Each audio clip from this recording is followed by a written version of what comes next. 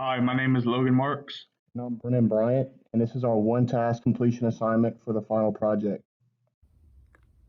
Okay, so here we have our whole system right here. You can see our car with our breadboard on top. And here we have the code for our transmitter and the code for our receiver.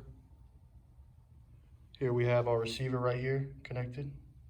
And we have our transmitter on top of our breadboard connected to our Arduino.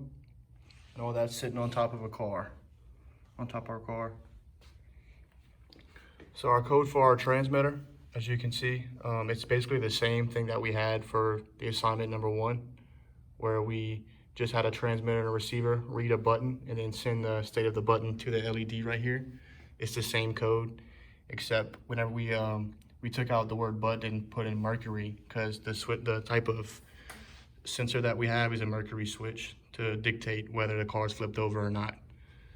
So we put in Mercury everywhere we had button, and it's basically the same exact code. It functions perfectly. So same thing on the transmitter and the receiver.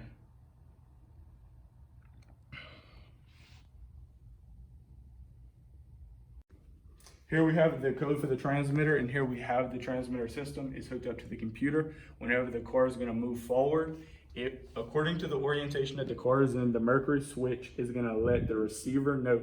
If the orientation of the car becomes flipped, the Mercury switch will close the circuit, letting the receiver know to power the LED pin on the breadboard. Whenever the LED lights up, that is a sensor to let us know that the orientation of the car is flipped. Okay, so here we have a Mercury switch right here that he was talking about. And then the LED that's gonna light up whenever the car's flipped over will be this red LED. So you'll see it turn on whenever the car's flipped.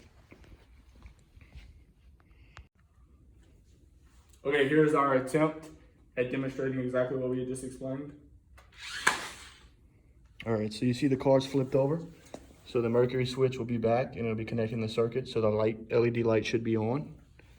And it is on, signifying that the car is flipped over. And as you can see right here, it shows that the button state is high, meaning that the circuit is connected and the LED light is on, so the car is flipped. So here the LED is on because the car orientation is flipped. So I'm gonna put the car back in its regular position and the LED goes off. But if I intentionally flip it now on its side, the LED will come on, notifying you that the car is flipped. And here's the serial monitor again. And then according to the serial monitor, if I turn the car back in its regular position, it will now say that the button state is low.